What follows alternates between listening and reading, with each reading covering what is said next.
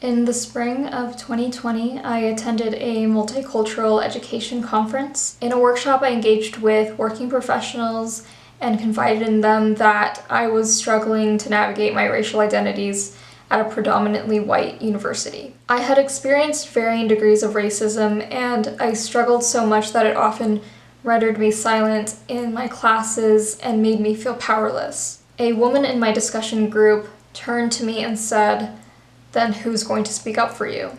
I rushed to the bathroom and cried. I cried because I didn't know what to say. I cried because I wanted to say me and I didn't know how to. This kind of story is not uncommon. According to Utah State University's Office of Analysis, Assessment, and Accreditation, during the fall semester of 2020, about 18% of students enrolled were students of color. About 2.5% of students enrolled identified as two or more races. Because of numerous encounters with discrimination and racism in college, and specifically in the classroom, I created this piece.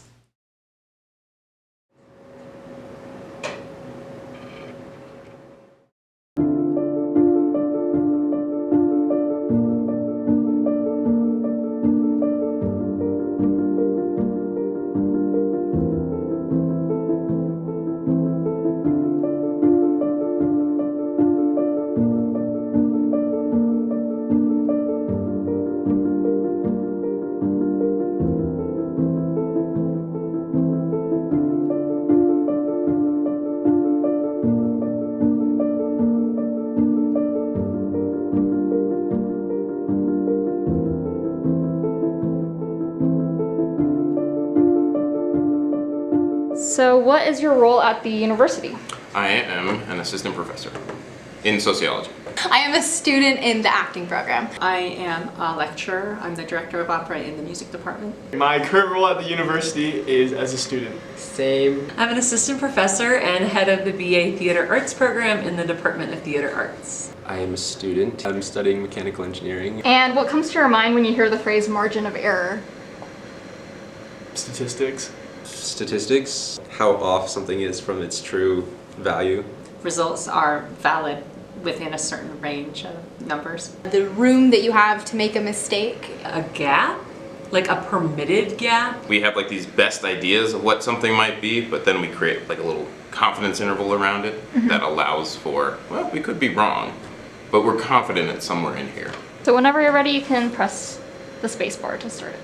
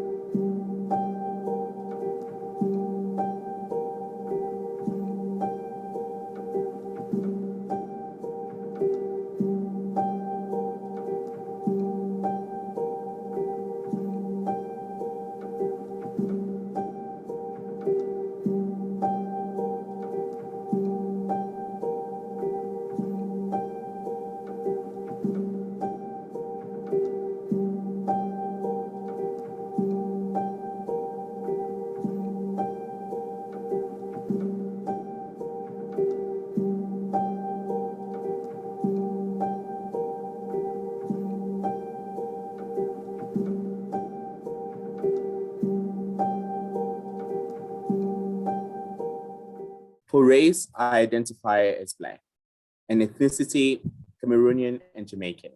I identify as mixed, half white, half Indian. My mom is Colombian and my father is Puerto Rican, but I was born in Puerto Rico. So for me, it's really weird to try to identify as one specific race because in Puerto Rico, somos todos mezclados. So we're white and Black and colores entre medio. So I just consider myself Latina. I am half Filipina and half white or American, but I identify more with my Filipino culture and heritage. I just say I'm half Asian. I'm Kenyan, Tanzanian, and American. There are parts that I haven't really gotten the chance to explore. Sometimes it feels like I'm not as connected to those cultures, but I still claim them. For race, I identify as Black. For ethnicity, I identify as Latina. I consider myself a Southeast Asian, Hispanic, Caucasian woman. Like, mathematically, 3/5 Caucasian, quarter Vietnamese, a quarter Cuban. I like how she brought in the mathematically part. I always do that too. I think when I introduce myself, I describe where my parents are from rather than identifying with a certain race, but I do definitely look more white than I do anything else, so I do relate to a lot of these people, I would say. It's funny how we take identity and turn them into numbers. Like we want to know the amount that we are of a certain thing. It just makes me think of the census and what a nightmare the census is and has become. My school is very conservative. I can assume it's about 95% of Puerto Ricans at my school. My college is not racially diverse. We have about 2,500 students enrolled at my school, and I'm pretty sure it's 8% of students of color. I go to a very liberal college. I'm lucky enough to be at a campus that is majority minority, so it's very diverse. It is really open to viewpoints and opinions, and it makes you more comfortable being yourself and expressing your heritage. My school is so diverse and so welcoming to different cultural backgrounds. So it's made me embrace each part of my culture and really find my place in each one of them. The population at my school is largely female. My school is a majority white institution with a really low retention rate for Black and African American people. So sometimes when there's a certain group of people who want their voices heard, they're not. So people just leave. Even though these couple folks are making a really clear distinction between the diversity of the place that they're at and the atmosphere. So diverse equals welcoming, and lack of diversity equals isolation. I get the really awesome opportunity to meet people of all different backgrounds. And I think that's really helped me just realize a lot about being bicultural. The majority of professors, faculty, and students are white. I mean, there's some diversity here and there, but I'd say like 96 to 97% white. Some have internados, or some come here to study because the university is really bien económica, but I know of 5%, 1% of students who are from other places. I can tell you from personal experience that there are usually 1 or 2 students of color in any given class I'm in. Exactly. I feel like the first person I actually met that was not white, that is had any like role of like a teacher, is you, Aubrey.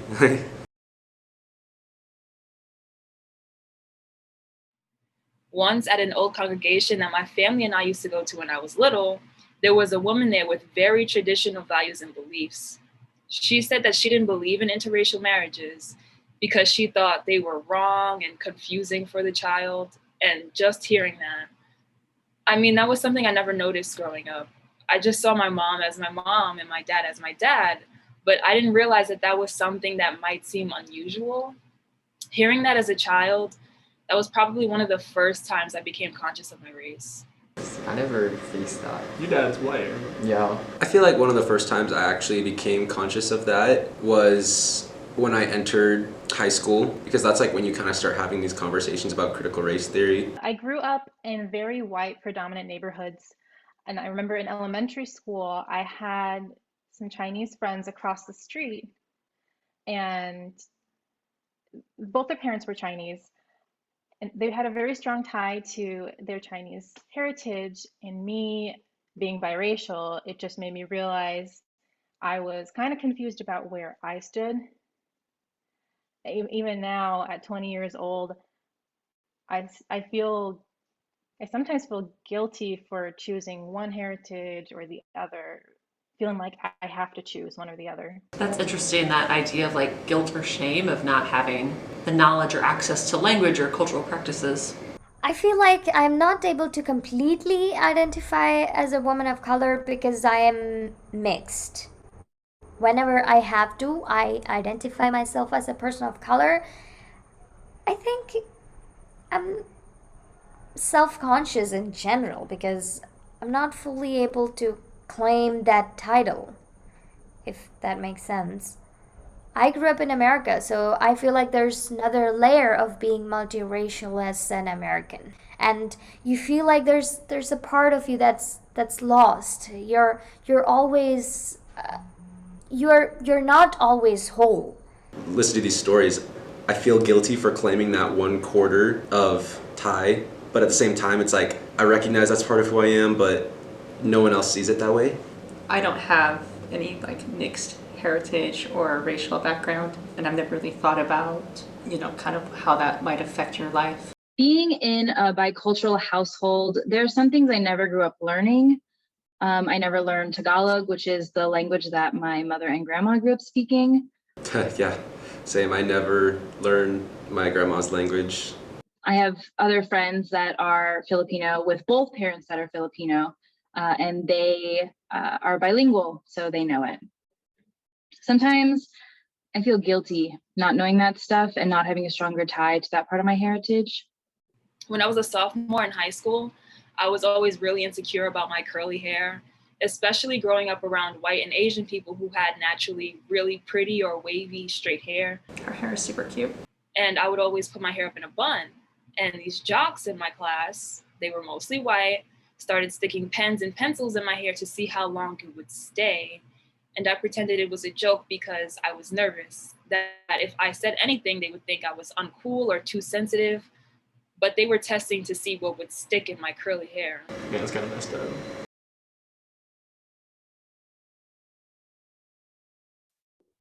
There's not a lot of representation at my school, so there's an odd pressure to feel like, I know this isn't just me, there's an odd pressure. Like, if you're a Black student, you have to be doing everything to show other Black students that you can do something. There's a spotlight on you, a lot of underlying pressure to succeed. Do you feel that? I took a theatrical lighting class and I tended to volunteer to go up and be the model for whoever was doing the lighting, and the professor would make a lot of comments about olive toned skin and comparison to everyone else in the class, and it did not need to be brought up that often. It could be like, okay, let's have 3 people with different skin tones come up and we can see how the lights affect them. That would have been fine with me. There was another girl in the class that would also get comments like that of, now be careful, remember, you're lighting on a different skin tone. And it would be every time. That's a little frustrating. I mean, it had to be mentioned every time that I was up in front of them. Yeah, that's bullshit. That's interesting specifically within the theater department, in stage makeup classes or when we're doing designs. Nobody really knows how to handle it. Everybody's kind of just dances around it. My school is super big on traditions. So there's this statue of this man. A long time ago, this dude did a lot to contribute to the university. But he was a Confederate general. People have brought up a lot of words that he said about women and Black people. And it's not great, not ideal. There's this really, really long debate about whether or not we should remove the statue because it's literally in the center of our campus. But now things are really just, the statue's still there, but there were protests and stuff. And just under half of the university said that it should be taken away, which I feel like if just under half of your students are like, yo, get rid of this, you should. If it's making that many people uncomfortable, I feel like that's a pretty good cause for you to take it away. Yeah, it seems like a pretty high percentage, even if it's not the majority. And it's also just a statue. We can hold place for someone's contributions. I don't think we also should ignore any injustice or terror that was done. It's sad to hear. It's interesting as a student, just not feeling like you have power. But it's still there. And things got messy. People vandalized it one night. And ever since then, there's a 20-foot radius fence. Mind you, this is in our academic plaza of our school. There's a fence that sits around the statue now. And there are signs around the statue that are like, if you jump this fence or vandalize this, you could get expelled, blah, blah, blah, blah, blah. Right? But for what? For what? Is this true? I'm having a tough time not just screaming stuff out. It's crazy that the university went through all that trouble with building the fence just to protect something that wasn't very popular at the school, clearly. I don't know. People vocalized what they wanted. Some things have changed.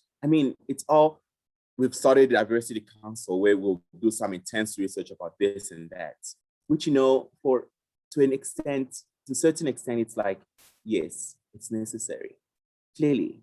Yeah, you don't need to research something that's clearly offensive. But at the same time, stuff like this should be simple. But here, it's not. Such attachment to just physical things. They're saying, oh, it's just a statue. What does it matter if it's there? Why doesn't it go the other way? It's just a statue. Why can't you just get rid of it? I get a lot of stereotypes about being smart.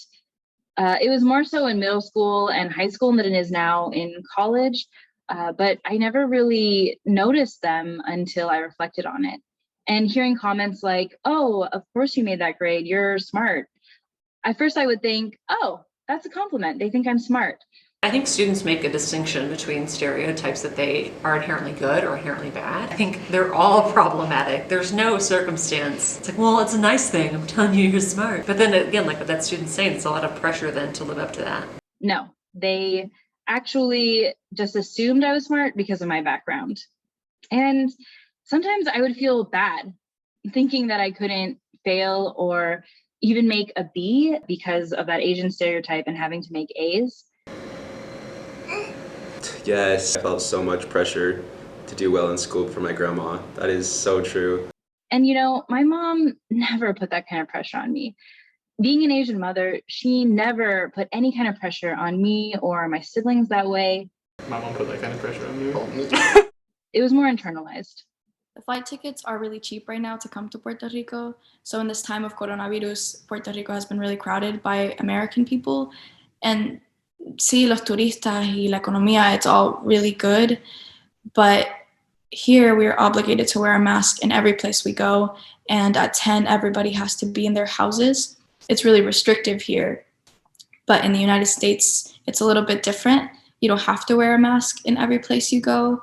So when people from the United States come here, they think that it's the same thing.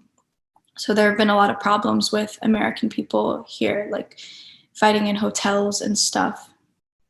And my cousins all live in the United States, and I don't have a problem with that. I love the United States, but now in Puerto Rico, there is a stereotype of being American that they think that they don't follow the rules or don't care. Like they see Puerto Rico as a vacation. Like, let's party and don't care and don't respect the community or the people here. It's funny because she's not American, but she's like, I love America. And I'm like, girl, you don't have to like say that. It's like, oh, no, you're supposed to love America. Like, America is about loving America. Being an Asian woman right now is very hard, especially during the pandemic. I haven't experienced any sort of hate crime, but a lot of my family who looks visibly Asian, it's a very scary time to be living. When COVID happened, all of a sudden, everyone who's from Asia is treated like a virus. There are some microaggressions. When you say you don't want to go somewhere or hang out in public, all of a sudden it's now based on your race. It's because you're Asian that you don't want to do those things. So I definitely had a falling out with a couple of people I know because of that. They just assume something is the way it is because of your race. I remember like I went to pick up takeout from Mocha, my favorite Chinese restaurant in the Valley. I remember going in and talking to one of the employees. I was like, have you guys had like much business with things? And they had to shut down for like a month just because they were getting like a lot of microaggressions and things, and they were like, we just don't feel comfortable with it. I spent some time in Turkey since the pandemic started, and there was a lot of antagonism towards Chinese people in general. They called it, like Donald Trump, the Chinese virus or whatever, or the Chinese flu, and it's just, I don't know, that's a stupid thing to do.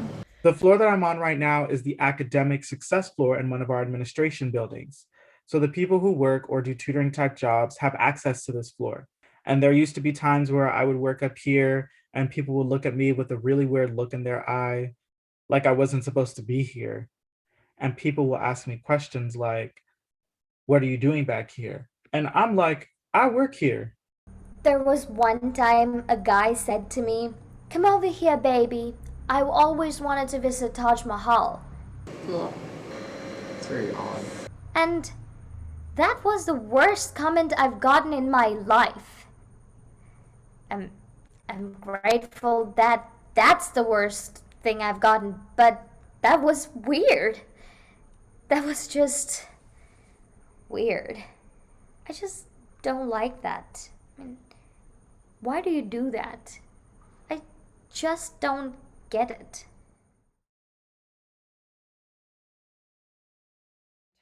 I wish that people knew or could see that I was Vietnamese or Cuban. For what reason? I don't really know. I feel like sometimes, especially in today's society, there are people, specifically white people, who, I don't know, just trying to find the right way of saying this. Doesn't that suck? It's always like, oh, how do you say this? How do you say this? You yourself have to like moderate even on like issues that you may be an expert in. There's the concept of white guilt and survivor's guilt. And so at some points, I wish that people knew more about that. But at the same time, it's having to acknowledge my privilege too. Because, I mean, everybody else who looks similar to me definitely benefits from white privilege in their life. This is a topic that really hits close to home. I feel like when people look at me, they always just see another white kid. And to some extent, they're completely justified. You look at me and you don't think that I have any other racial identity. I understand what she's saying. I wish that people could just look at me and just see it so I wouldn't have to keep explaining to everyone I meet. It's hard trying to believe that myself, because I find myself explaining it and then I keep having to explain it. So maybe it's not true. I don't know, that's completely illogical, but I feel it on a very deep emotional level. So that's so hard. I can totally relate to that. I definitely think a lot of inequalities still exist in our society. And, in our, not just society, but like culture, kind of expectations of people, our understanding of different people from different backgrounds than us, I think is probably the best way to say it. I mean, I think everyone has some sort of implicit bias, and it may be impossible to ultimately get over that completely. But I think being aware of it, and maybe I'm wrong, but I don't feel a lot of guilt for being who I am because it's not something I chose. And I feel like what my actions are is that I'm not being, offensive or harmful to people who've had different experiences.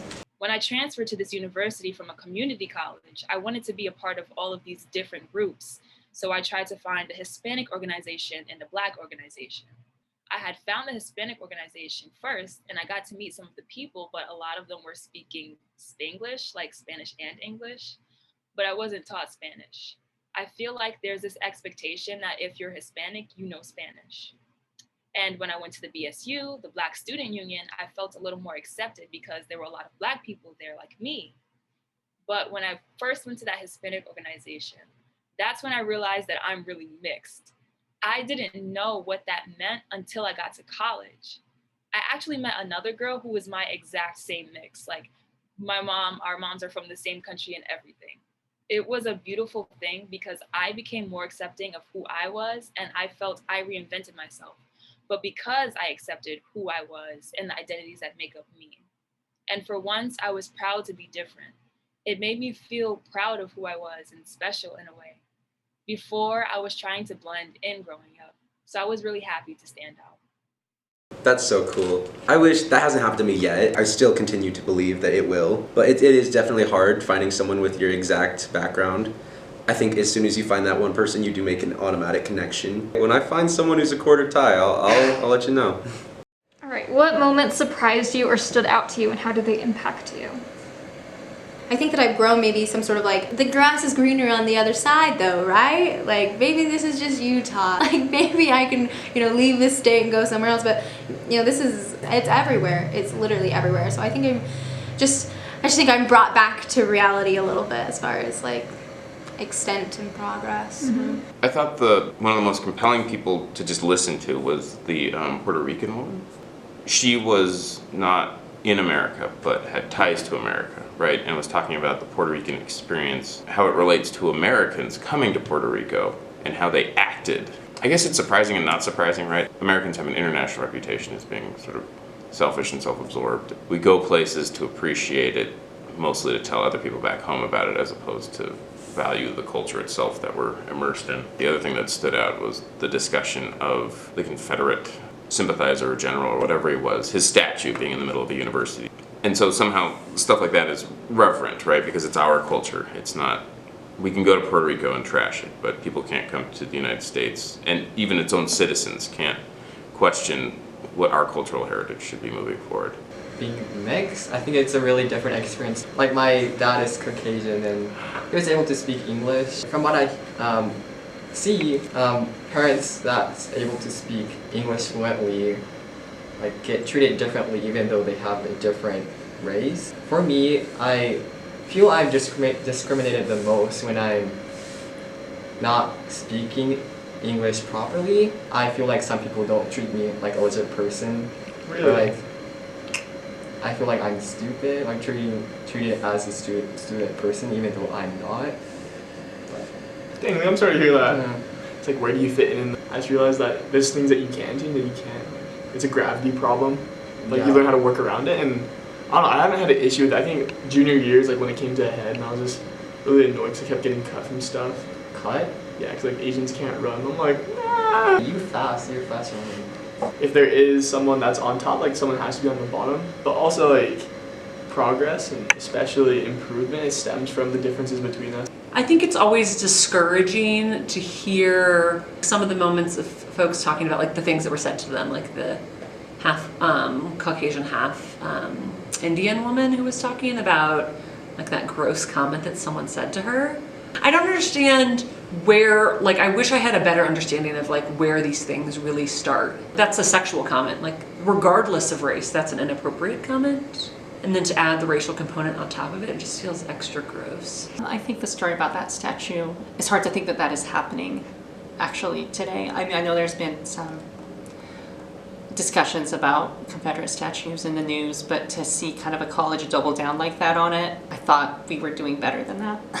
The moments when people brought up their stories of discrimination stood out to me. I feel like, although I can't relate to that on a personal level, I've never been called out for my race in a derogatory way. I definitely have stories of relatives who have been. Just this last month, I had to write a personal narrative for my English class, and I decided to write about this one specific instance where my grandma went to a grocery store, and she was with all her grandkids, and we were picking out pomegranate, and we got a pomegranate and we took it home and it was just completely rotten. And so we took it back to the store, and my grandma, she's so precious, but she has such a big personality. She goes up to the service desk and she's like shouting at the people, and all of those grandkids were just standing behind her and just laughing. And I feel like because all of my cousins are mixed as well, and we all look generally white, I don't think anyone really realized that we were related to her upon a first glance. So this one man behind her came up to her and said, well, I won't say it, but he called her a slur just to her face, and that was one of the most heartbreaking moments of my life. I felt like less than a person almost, and it wasn't even my experience. So hearing these stories, it makes me kind of just reflect on those moments in my life, and it's just heartbreaking. It's awful, and I wish it would end, but I feel like it's an issue that's gonna keep going. Did any stories resonate with you, and how so? I think that story about the lighting project, that one also just stuck with me. I mean, I'm not a lighting designer. That's a thing I've literally never thought about, is like how lights might be different on different bodies, but also like, I feel like it's gotta be minimal. And so for it to be highlighted more than in one brief moment seems inappropriate. Like, I think it's a valuable lesson to say, like, just like you would if you were talking about any other sort of design components, like we have to consider these things when dressing a certain type of person, or the dialogue we give to a certain person's to perform, but like address it once in a positive way. That's like, sometimes people with different skin tones look different under different light, and that can be, like she said, like that can be sufficient. I lived in Japan for a long time, and there like there's only one race. So moving to America was a different experience because there's so many races. You have to take the topic sensitively. Like in Japan, I didn't think, like I didn't have to be sensitive about racial topics, but here it's really sensitive, so I had to like kind of adjust. My father's like just the whitest man alive, and my mom is like a 60% Asian is what she determined with her 23andMe. So we've always been a household that is not 100% anything. Like where do you sort of like, where do I and my brother sort of specifically fit in, right? We basically present as, I mean, we're white people, but you know, just in terms of the way that we grew up. It was always one of those things where it's like, well, do we say we're Asian on college applications based on percentages? Do we say we're this, that, or the other thing? How do I identify? Growing up, there was a part of me that wanted to sort of have that part be a little expressed more. But as I've gotten older, I just have started to realize more and more that it's, I had a privileged white experience growing up. I want to talk about the one girl with the lighting. Again, what I was saying about like the perpetual instances of maybe not like overt discrimination, but like just casual, you know, it's like things will happen like that over and over again, but they're not perceived as a big problem. So I feel like multiracial people will just generally dismiss it. I was taken aback by the fact that someone like a teacher would do that. It was the man who's from Cameroon, and then he went and he's like, I work here, and then people ask him like, oh, what are you doing here? And like that's definitely happened before. Really? Yeah, people ask and then you respond and you're polite, but also I think if you have a negative attitude, it's just gonna exacerbate the problem. So people are genuinely curious. Like if they ask me where I'm from, I love to educate them. But yeah, you're super positive about those kind of stuff. There is a clear difference between being different and for being intolerant, I guess. Do you have any ideas about how students, faculty, and staff should respond to the types of issues that were brought up in this piece? I think every individual has a responsibility, whether you're faculty, staff, or student, to just be decent, to listen, and if someone comes to you and says, you know, you said something that was offensive or what's the word, like making someone feel like an outsider or, you know, just harmful, I think there should always be space for hearing that and then reassessing your actions. I actually live in Oregon and they talk about racial topics a lot, like a lot.